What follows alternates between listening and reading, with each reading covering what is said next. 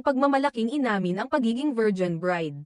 Sa halip na ikubli o ikahiya, buong tapang at may pagmamalaki pang ibinahagi ng aktres at vlogger na si Cristel Fulgar ang katotohanang siya ay nananatiling birhen hanggang sa edad na 30.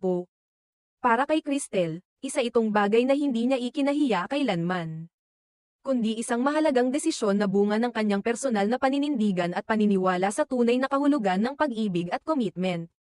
Ang pahayag na ito ay isinapubliko ni Cristel sa naging panayam sa kanya ni Tony Gonzaga sa YouTube program na Tony Talks.